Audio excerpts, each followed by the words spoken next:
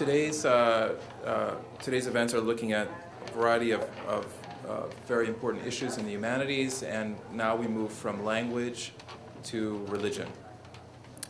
And I want to introduce, first of all, to those of you who weren't here when I started the whole day's events, I'm Nathaniel Deutsch. I'm a professor of history and the co-director of the Center for Jewish Studies with Murray Baumgarten at the University of California, Santa Cruz, and I'm also the director of the Institute for Humanities Research. Can everyone hear me? Okay, great. My own specialization is in Jewish history, and especially modern Jewish history, and the rise of ultra-Orthodoxy, both in Europe, in the United States, and also in contemporary Israel. Along with me today, we have three panelists, and in the tradition that we've established of giving short introductions, I'm just going to give their names, their affiliations, and also the area that they specialize in. The first is Meifer Yang, who is a professor of religious studies and East Asian languages and cultural studies at UC Santa Barbara, and she's an expert in Chinese religions. Second is Patrick Hyder Patterson, who's a professor of history, Eastern European history, and Balkan history, in particular at UC San Diego. And third, we have Jacob Dalton, who is a professor of East Asian languages and cultures at UC Berkeley, and he is a specialist in medieval Tibetan religion, Buddhism, primarily. Right. So the first thing I want to do to frame this is to kind of bring down this broader question of what are we doing when we do the humanities, and rephrase it as what are we doing when we study religion. On the one hand, people have been studying religion in the university for a very, very long time. In fact, way before there were sort of newcomers like sociology and anthropology, which actually also study religion. People studied religion in universities, but a very particular understanding of religion. And to give a sense of what that understanding of religion was, I want to, and also to sort of piggyback on the previous conversation about language and things becoming extinct, different forms of delivering language, I want to quote from the first edition of the Encyclopedia Britannica, which is no longer in print after many hundreds of years. In fact, the first edition was in 1771. And this is its entry on religion or theology. And that's a clue as to how religion was studied in the past. So this is what the entry is. To know God and to render him a reasonable service are the two principal objects of religion. Man appears to be formed to adore, but not to comprehend the Supreme Being. Now, over the next few centuries, we move from that understanding of religion to an understanding of religion that would, in fact, include the different types of things that the panelists study. And in order to understand that, very briefly, I want to read some titles, beginning with a title from 1614, which is by someone named Alexander Ross, A View of All Religions in the World from the Creation to These Times. So perhaps a bit ambitious. Then here's one that's perhaps my favorite, is from 1835, somebody named Newton Brown, where he has a book containing definitions of all religious terms, an impartial account of the principal Christian denominations that have existed in the world from the birth of Christ to the present day, with their doctrines, religious rites, and ceremonies, as well as those of the Jews, Mohammedans, and heathen nations, together with the manners and customs of the East. Okay? And it is, in fact, in the 19th century, when in European languages we start to get the terms Buddhism, 1821, Hinduism, 1829, which replaced an earlier 17th century usage of Gentoo from Gentile, and Taoism, 1839, Confucianism, 1862. And I would add that even something like Judaism, which was certainly closer to home in terms of the European context, was not a term that was applied by Jews to what they were or what they did. There was no analogous term in Jewish languages, Hebrew, Yiddish, the terms that are used by Jews would be things like the people of Israel, or the collective of Israel, or Yiddishkeit in Yiddish, which means Jewishness. Judaism is a term that really reflects a different kind of understanding of Judaism as a religion. So my first question then for the panel, and I'm going to sit down, is do you recognize what you do in these terms, and what does it mean to study religion coming from the perspective of your area, your traditions, etc.? And Mayfair, maybe we could start with you. I've written about the introduction of the term religion, the Western term religion, into China in the late 19th century via Japanese. So it was introduced, and the Japanese gave this term. So, this term, and I'm a cultural anthropologist, so I study popular religion at the grassroots through fieldwork. The introduction of religion into China through Westerners was coupled with also the sort of partner term of religion that was also introduced, and that was superstition. So this distinction between religion and superstition was very important in China. What it did was, of course, religion as defined based on its Christian tradition really did not fit the different types of religiosities in China at the time, because the notion of religion via the Christian tradition was that it has to have this institutional, organizational edifice, it has to have a specialized clergy, and it has to have a scriptural tradition. So in China, Buddhism, Taoism could kind of fit that term. They had their institutionalized religions. But really, the history of these two religions never had the kind of independence from the imperial state that the Christian church had from the political kings and rulers. So it doesn't quite work in China. The other thing is, as an anthropologist, on the ground today, I see the tremendous destructiveness of the introduction of this category of superstition. And so in many ways, I see how the Communist Party became complicit with the missionary project in China, because if the missionaries had wanted to exterminate Chinese popular religion, they could never have done so effectively as when the Communist Party did it. So it's a tremendous tragedy. But today, of course, the term superstition is used a little less than it was when I first started fieldwork in China in the early 1990s.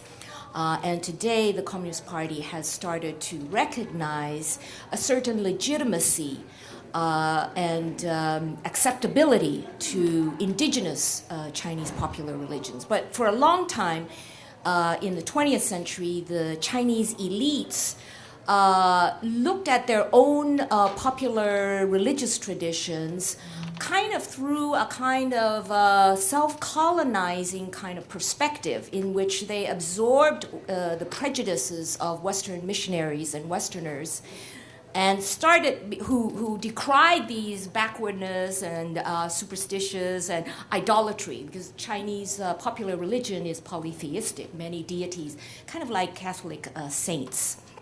So, that destructiveness, first on the part of Chinese 20th century elites, then on the part of the Chinese Communist Party, I think helped create the tremendous expansionary growth of the modern centralized state.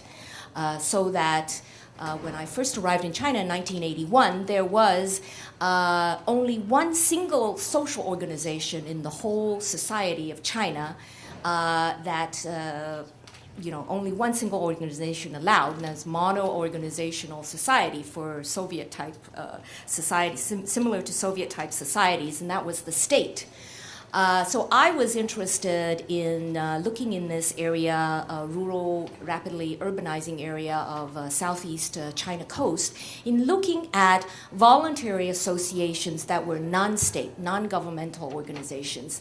And what I was surprised to find was that the ones that were truly more independent from the state in terms of their projects and activities and their way of thinking and their funding all had this religious dimensions. These were lineages, deity temples, Christian churches, Protestant and Catholics in this area, and a lot of community festivals, and the temples were built based on donations and so on. So I was very eager to study these as indigenous forms of civil society. They survived, popular religions survived the introduction of, through language, of these terrible, destructive attitudes. And what happened when you exterminated popular religion and the system of deity worship was that you exterminated the icons of local grassroots communities, of local identity, because these deities who were once human beings who had made a great contribution to humankind or to their local communities, after their deaths they were deified, and a cult built around them, and lots of temples and donations, including charitable donations. So you lost local identity, local autonomy from the centralized state, local ways of spontaneously addressing their own social problems. And then they became more and more reliant on this incoming centralized power. So I think religion is tied to politics, and what I see is with the return of deity worship, local communities have a way of building up local solidarity and also gaining economic independence. And this goes back to the Song Dynasty, which is 1,000 years ago. In China's commercializing revolution, China had a kind of capitalism way before European industrial capitalism. And so that's why, China now today is so quick to join global capitalism, because 1,000 years ago they already had a kind of pre-industrial type of capitalism, or commercializing, urbanizing social energies. But that kind of capitalism that they had back then was very much a better balanced kind of commercial society, and because it included religion. And so my thesis is also that it's very wrong for the elites of early 20th century China to think that the only way to have economic development was to kill religion, because you already had this tradition back 1,000 years ago where religion and market economy were intertwined together and they stimulated each other. So Thank you. I think I said too much. No, that's wonderful. So Patrick, moving closer to Europe, but nevertheless, but not where these texts that I was quoting from are generated. That is Western Europe. So what does this look like from Eastern Europe and the Balkans? Well, let me. I got derailed by the reference to superstition, and so and I want to permit myself to be derailed by that, since I think it might be useful. In addition to the scholarly work that I'm doing, I teach classes on religion. I teach a course on law and religion in modern European history, on the Muslim experience in contemporary Europe. As an outgrowth of my interest in Islam, I've been working on courses on polygamy and in the courts and the media in Europe and in the United States, and kind of returning to what I was interested in as an undergrad. dipping my foot into the waters of Mormonism, which may become a really hot thing. Come January, the Mormon studies money may be rolling my way. We'll see. I had, in developing that course, I had a great long conversation with really kind of the dean of Mormon sociologists, who said to me, and this is a person who is a believing Mormon, holds church callings, and has for years, and at the same time is quite able to distance himself, and in fact argues for that sort of distancing in Mormon studies work. And he said, our rituals and truth claims and stories and superstitions, they're really no more ridiculous than the truth claims and stories and superstitions of mainstream Christianity. It's just ours have only been around for 170 plus years. He said, give it some time. And it was really interesting that we'd use talk about our superstitions and even call those of mainstream Christianity superstitions, because he of course accepts mainstream Christianity. He says it's ours is on top of that. It's that plus. So the thing that I take away from that is there's tremendous value in being very careful about being sensitive to where the kind of terminology you use, where it's likely to lead you. That much said, for the project that I'm engaged in now as a researcher, I end up taking the taxonomy, the categorizations, as they are given to me by the people I'm trying to understand. So what I'm working on right now is an effort to understand how non-Muslim Europeans, have answered the question, can Islam fit in Europe? Specifically, is Islam compatible with European values, with European culture, with European political norms, including those of democracy, which we must defend, right? With liberal democracy, a specific understanding of democracy, and with European legal norms.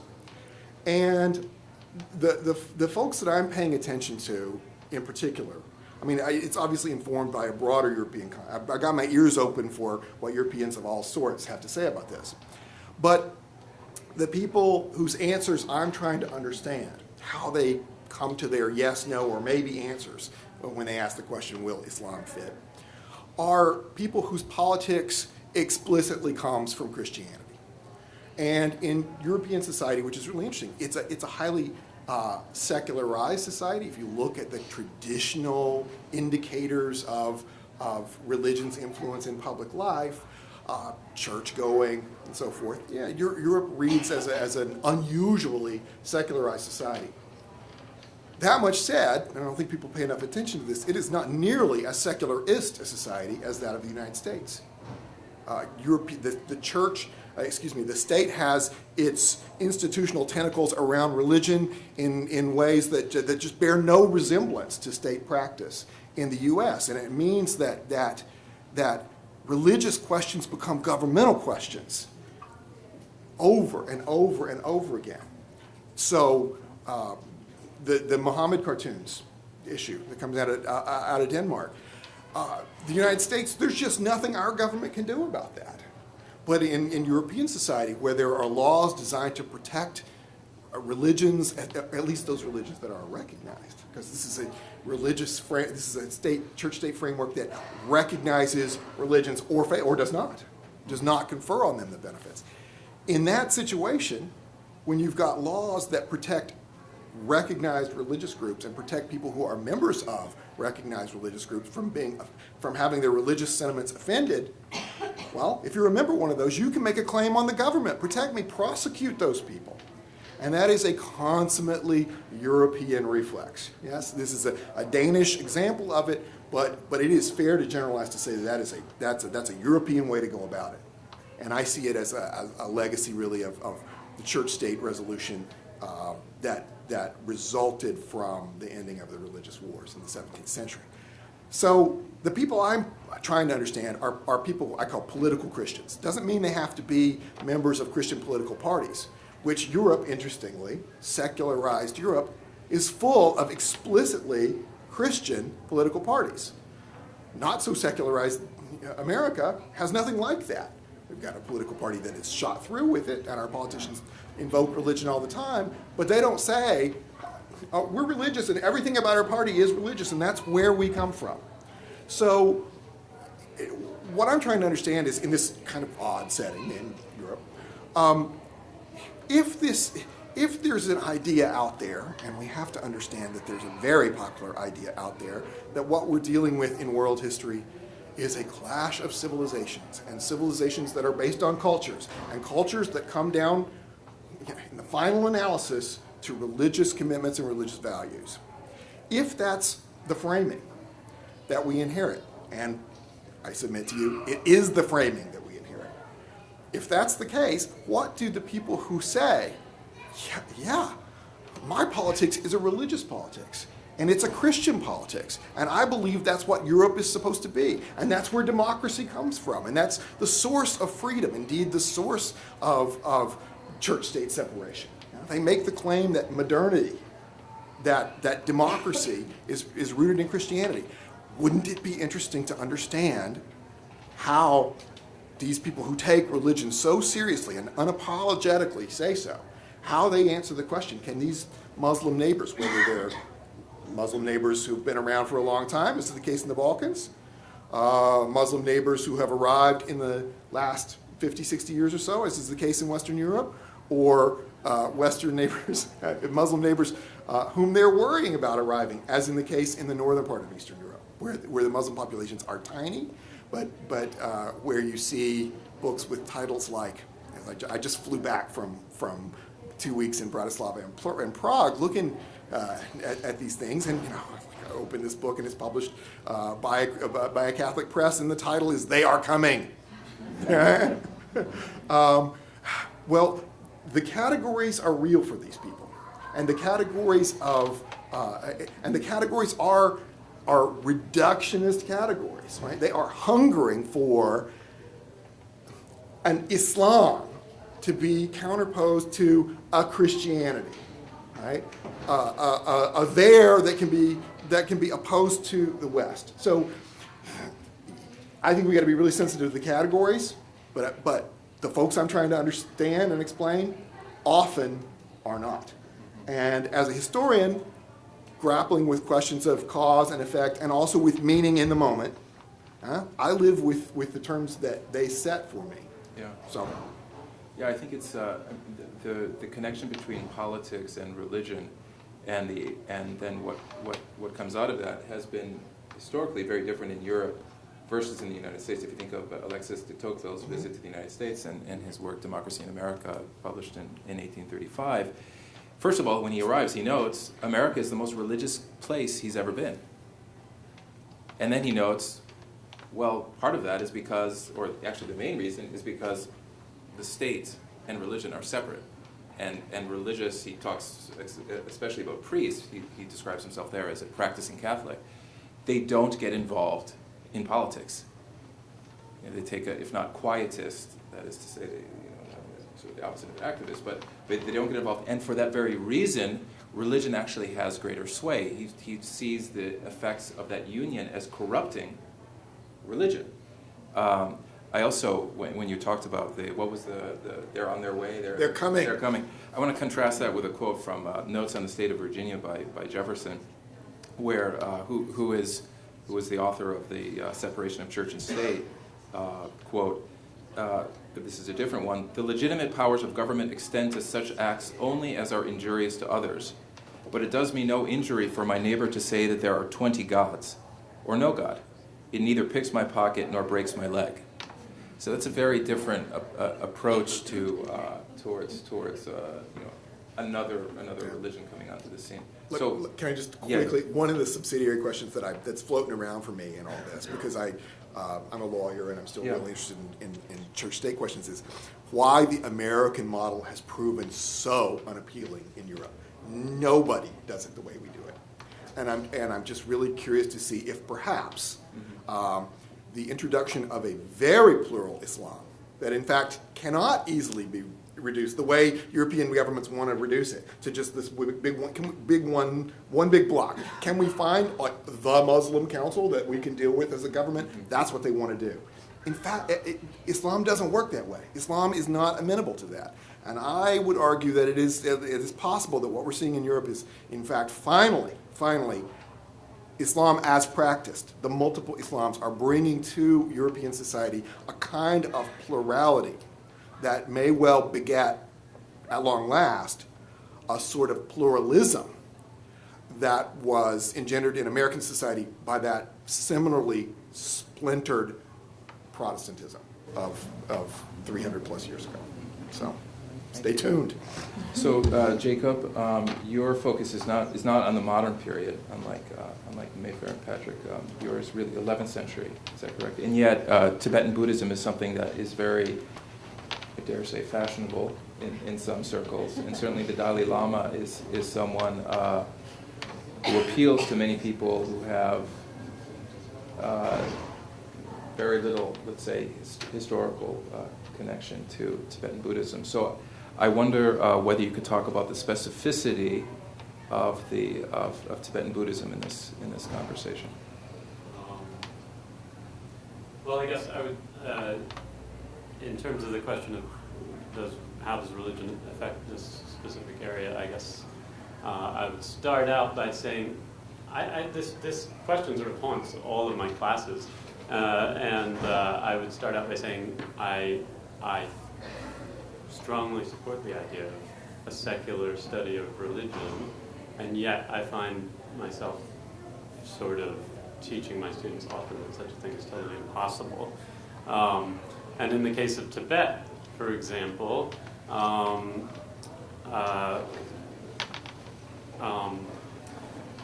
we find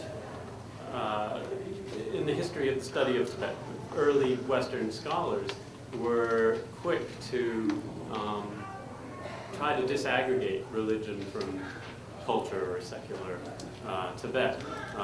And this basically grew out of the colonialist encounter and largely the study of India, where they were trying to control Indian religion and the history of Buddhism by saying we understand through the study of your texts, we understand what pure Buddhism is, and then it moved to Tibet, and there were all these corrupting cultural accretions, and we need to sort of put those aside and get to the religious, which only we can really understand. So there's no question that this idea of a religion as separate from the secular is a uniquely Western, sort of grows out of a uniquely Western context. It doesn't make much sense to Tibetan history.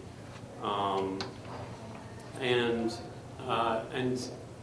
so in this way, I try to show my students, that actually the separation between religious studies and theology is actually quite problematic.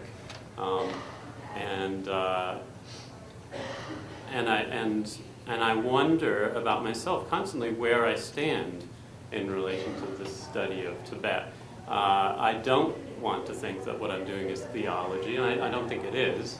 And yet, if I say I'm doing a sort of scientific study of this object, Tibet, then I'm sort of accepting exactly this kind of division that has very problematic history to it and that doesn't make any sense in the Tibetan context. So I'm sort of stuck between a rock and a hard place in this kind of paradoxical situation. So I guess in my own work, what I'm interested, I find myself continually returning to is engaging in a kind of scientific type approach, and at the same time doing that in order to examine the continuing sort of presence of the excluded or marginal categories within our own project. So I'm interested in things like the cultish aspects of religion, human sacrifice, magic,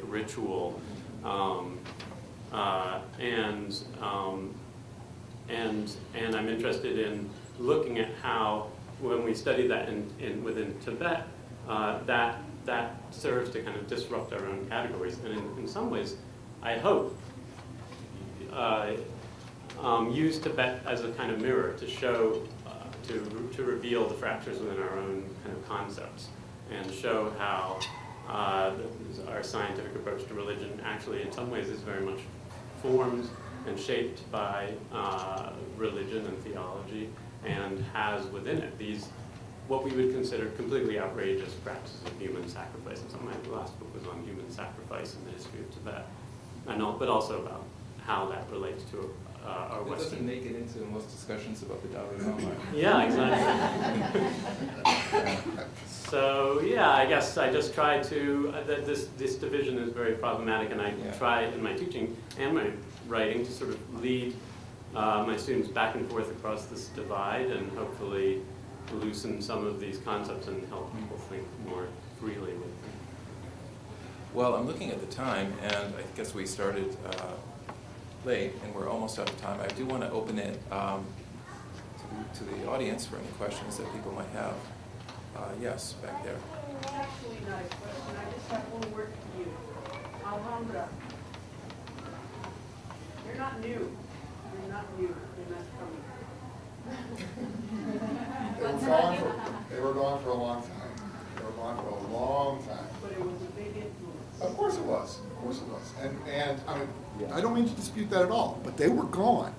And Western Europe, one of the things I'm very concerned with is how those histories, right, Al-Andalus, how those histories get used now. And they get used in very different ways by very different actors in very different places.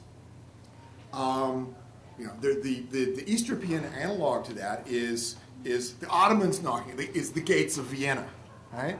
And my research project title is from the gates of Vienna to the gates of Heathrow, because that's how they're coming now. But they're coming, and so Al-Andalus, the Alhambra, the Ottoman invasions, these things get used by politicians and non-politicians, right? They get told today. They're very much an important part of the story as it lives over at this moment or in the most recent decades. But it matters whether you're in Serbia or Croatia, which had long dealings with the Ottomans. Hungary had a much shorter Ottoman interlude, and in the Czech lands and Slovak lands, they can say, well, you know what? Well, they never really got here. Everybody along the way. If you look in the Serb literature, the Croat literature, the Slovak literature, what I'm reading about the Czech lands, every one of them says we were the ante murale Christianitatis, the bastion, the bulwark of Christendom, right? We were the ones who kept them out. And so they're making those claims all the time. Those histories are very much alive. But interestingly, they were gone for a long time. So Western Europe got used to dealing with Muslims until the 50s, until the post-colonial period, got used to dealing with Muslims as objects of imperial domination, which creates Muslims were elsewhere, by and large, and these isolated the individual groups, Muslims, but basically Muslims were elsewhere, and they were in a distinctly subordinate position, and they were not neighbors. Now they're neighbors again. Okay, I think we have time for one more question. Yes. I'm curious to hear more about I'm curious to hear more about your thoughts on this religious-secular divide, and almost, I guess what I want to ask is, what are we doing when we study the secular? Because in all of your talks, it seemed like the religious was the other, and in what sense is the secular and the humanities almost the same thing? I just finished one chapter of my book, and it's on political theology, which is a new concept that I'm struggling with. And because I'm always interested in politics and the state, because in China you can't trip over a rock without encountering the state. So religion, the same thing. I was interviewing a lot of local people in this area about the Jade Emperor, who is the highest deity in Chinese popular religion. And people understand him as like a temporal emperor or leader, or he's been compared today, he's compared to Jiang Zemin, or the head of the United Nations, or like the Pope in Rome, in Vatican. But I was repeatedly surprised to encounter their thinking. They associated immediately, they would often start to talk about Mao Zedong, Chairman Mao. And so basically, right now, my thinking has changed. I really think that there is this artificial divide that we have been making since modernity, and modernity is quite invested in making this divide between secular and religious, and that we have to rethink that we can never get out of religion because it is a vital human force. For all time. So, and I think that, Durkheim made a very important point about religion and social solidarity. So, religion is also crucial to all, a sense of the sacred, to broaden religion, because the term religion is too tied up with Christianity. Okay, a sense of the sacred is completely important to both ancient, medieval, as well as modern polities. And so when you have closed off all the gates towards deity worship, popular religion in China, you still have the need for constructing social solidarity on the basis of something sacred. And so what happened with a very secular, atheistic state like communist China, you had a very religious period in the Maoist era.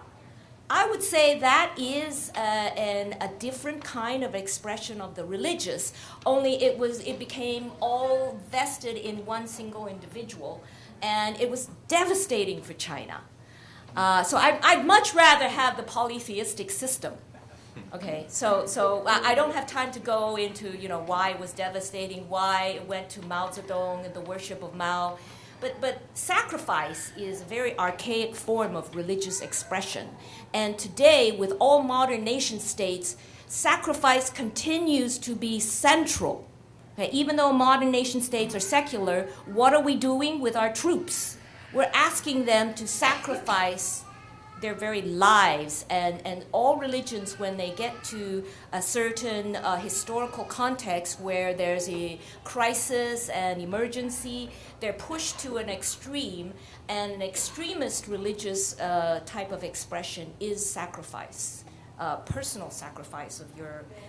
So religions all have this non-utilitarian aspect to them. So I also find Georges Bataille extremely compelling. Because he allows us to think about these things, about consumption rather than production. And religion is a form of consumption because you're giving away your wealth. So there's always, in religion, I think, there's always this kind of counter-capitalist dimension that is extremely valuable. Thank you.